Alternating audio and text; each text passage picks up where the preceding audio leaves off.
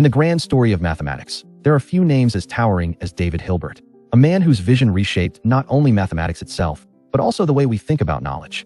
From laying the foundations of modern geometry to guiding physics into the age of relativity and quantum mechanics, Hilbert's influence was nothing short of revolutionary.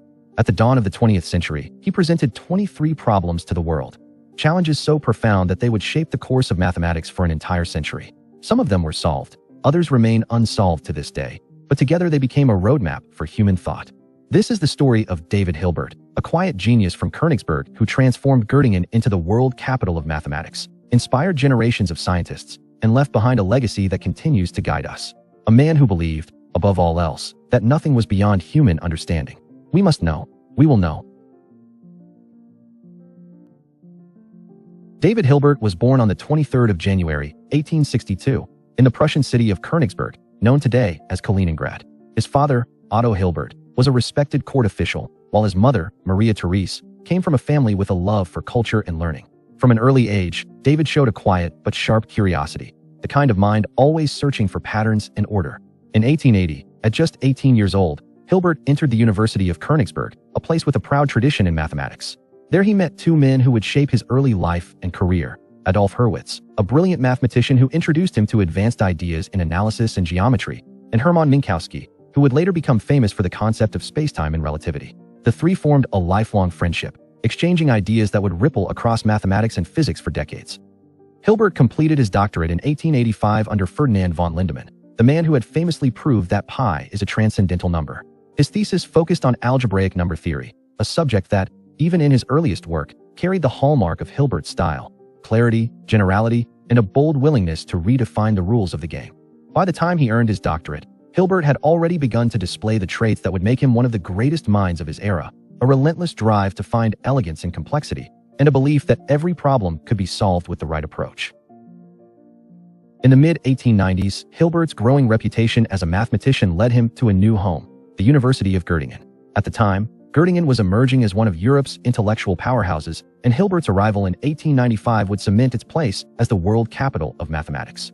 Here, Hilbert found himself in a vibrant community led by Felix Klein, a master of unifying different branches of mathematics, and joined once more by his close friend Hermann Minkowski. Surrounded by such minds, Hilbert's creativity flourished.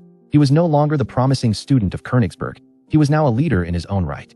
During his first years in Göttingen, Hilbert's research began to expand beyond number theory.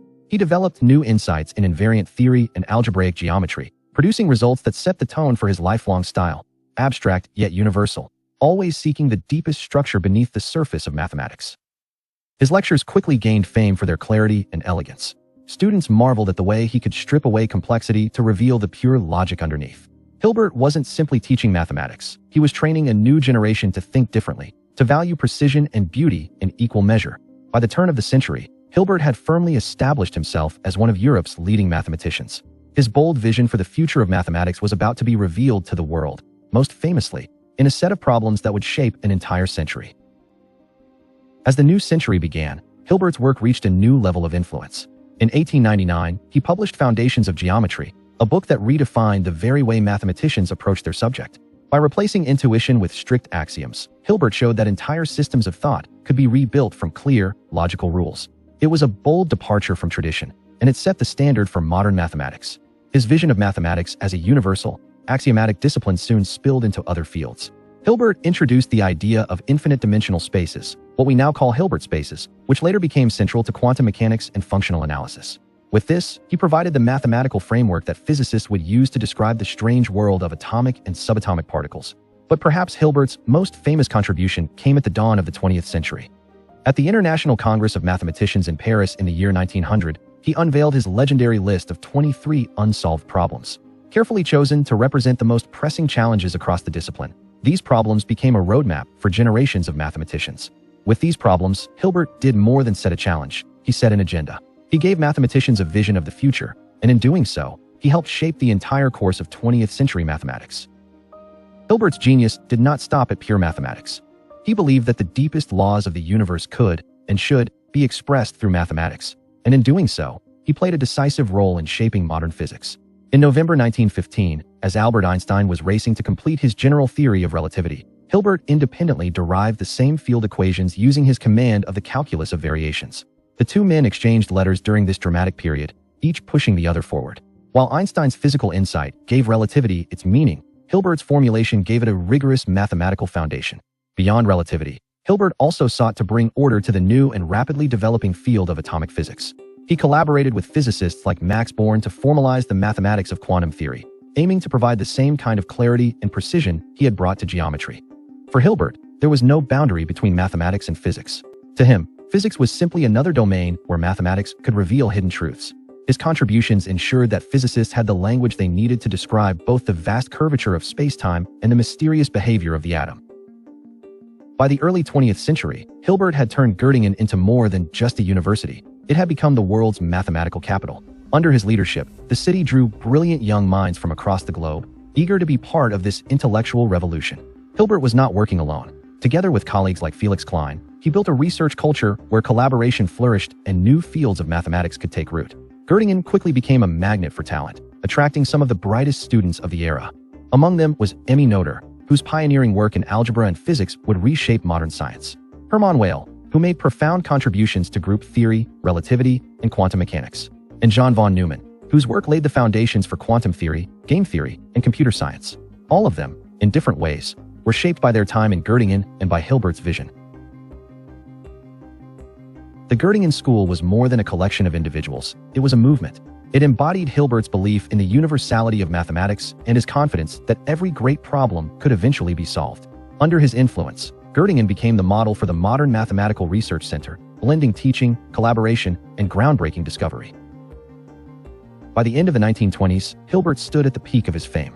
He had inspired a generation, reshaped mathematics, and set the agenda for the century. Yet the final chapter of his life would bring both intellectual and personal challenges. One of the deepest blows came not from politics, but from within mathematics itself. Hilbert's great ambition had been to place the entire subject on unshakable logical foundations, a project that became known as Hilbert's program. But in 1931, a young logician named Kurt Gödel published his incompleteness theorems, proving that within any sufficiently powerful mathematical system, there would always be true statements that could not be proven. Hilbert's dream of absolute certainty had been dealt a fatal blow. Still, true to his nature, he refused despair. He continued to believe in the power of reason, famously declaring, "For us there is no ignorabimus. There is no we shall not know." Soon after, a darker challenge arose, the rise of the Nazi regime. Many of Hilbert's colleagues and former students, including Jewish mathematicians like Emmy Noether and Richard Courant, were dismissed from their positions and forced into exile. When a Nazi education official asked Hilbert whether mathematics in Göttingen had suffered after these dismissals, Hilbert's reply was blunt: "Suffered? It doesn't exist anymore." His words captured not only his grief, but the destruction of the community he had built. In his later years, Hilbert lived quietly in Göttingen, increasingly frail in health and cut off from the vibrant mathematical world that had once surrounded him. On the 14th of February, 1943, he passed away at the age of 81. The funeral was small, overshadowed by war, yet the loss was immense. One of the greatest minds of modern history was gone. Though David Hilbert's life ended in relative obscurity, his influence has never faded. Few figures in history have shaped not only the content of mathematics, but also its very philosophy and method. Hilbert showed that mathematics could be rebuilt on logic, precision, and clarity, and in doing so, he gave the discipline a modern identity that still guides it today. His legacy extends far beyond technical theorems. It lies in the culture of problem-solving he inspired, in the belief that great questions can be confronted systematically, and in the optimism that knowledge is always within reach. The countless discoveries of the 20th century, from quantum physics to computer science, all bear the marks of his influence. And yet, perhaps Hilbert is remembered most not for any single result, but for the spirit with which he approached knowledge. His final words, inscribed on his tombstone in Göttingen, captured this spirit perfectly: "Wir müssen wissen. Wir werden wissen. We must know. We will know." It is this conviction, that no problem is beyond human understanding, that ensures Hilbert's place among the greatest thinkers of all time. His vision continues to inspire mathematicians, scientists, and dreamers, reminding us that the pursuit of truth is a journey without end. David Hilbert's journey took him from a small city in Prussia to the very center of the mathematical universe.